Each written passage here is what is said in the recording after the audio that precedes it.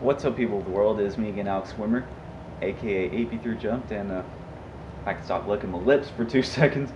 Welcome to another Casa Grande's episode review. Today I'm reviewing, what's it called again? Today I'm reviewing Arrr in the Family, or actually it's R in the Family, not Arrg in the Family.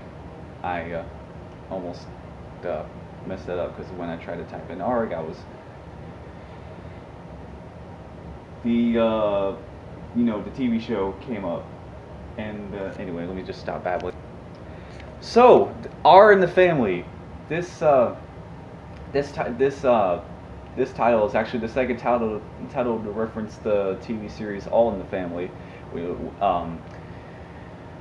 don't talk about the first episode. That is in direct reference to All in the Family in terms of the name.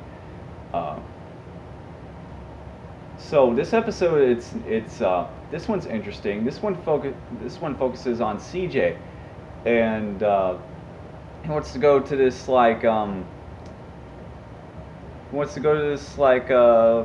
pirate dinner show of some kind. I don't know how else you describe it. And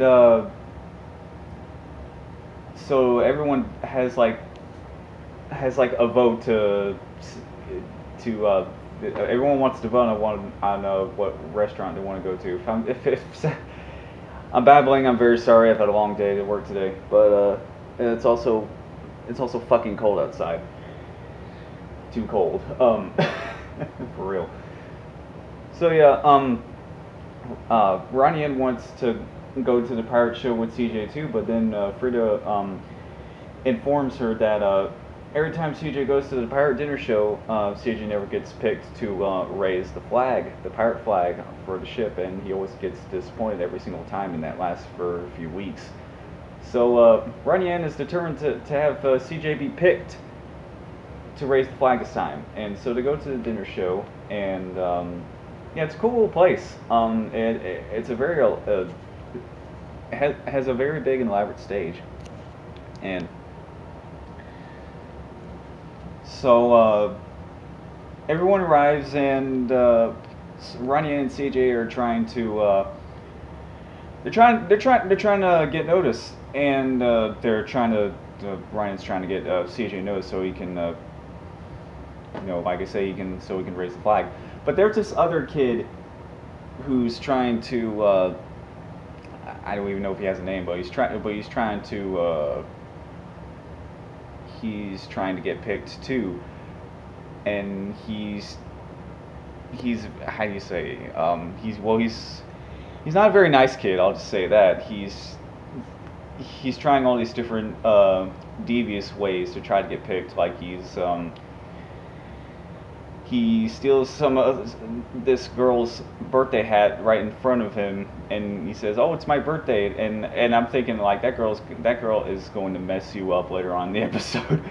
Spoiler alert, she does.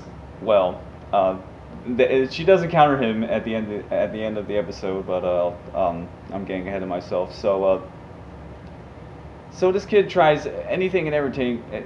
I swear I can't talk tonight. So this kid, he tries anything and everything to sabotage CJ's chances of getting picked to raise the flag, and so next thing we know, CJ and this kid, they wind up on the ship, and the whole family winds up on the ship too. But yeah, here's where things really get interesting.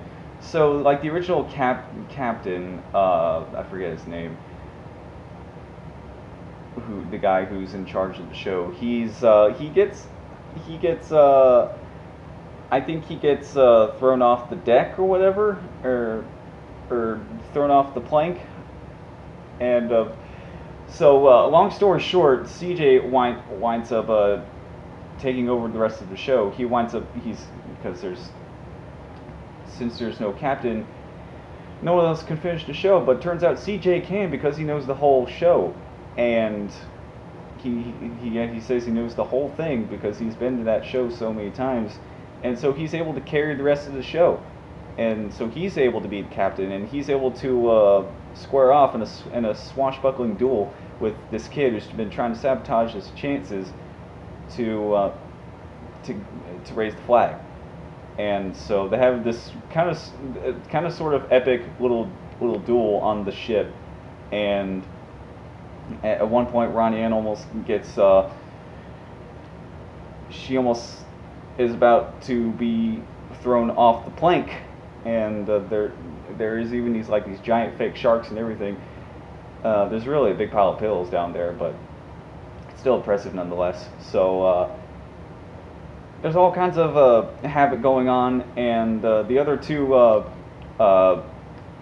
crew members who were originally sort of phoning in their performance. They were phoning their performances, and after the original captain gets thrown off the deck or whatever, they're like, oh, now the show's getting interesting because it's different. It is something. The dude, he says something like that, and so they're excited to do the show again, and so they actually performed the rest of the show in pirate accents, no longer phoning it in or no longer seeming unenthused to finish the show.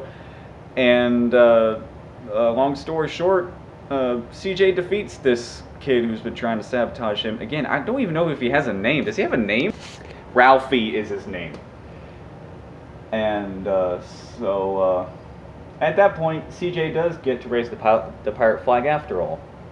And that's how he's able to end the show. And at one point, Ralphie's about to fall off of the plank, but then CJ actually saves him, and I think he says something like, I never let any of my pirate friends behind, or something like that. Either way, it was a very nice gesture on CJ's part, and that just shows he's just nothing but a kind soul, and I really love CJ for that. And afterwards, after all is said and done, CJ and Ronnie Ann have a heart-to-heart moment. CJ thanks Ronnie Ann for all her help, and then the two share a hug. And you know how I love hugs. I love hugging people in real life, and so I love hug scenes too. I can't get enough of hug scenes. I really can't. So that was really sweet. And then afterwards, Ralphie comes up and apologizes to CJ for harassing him this whole time, and CJ was basically like, "Don't worry about it, it's all good."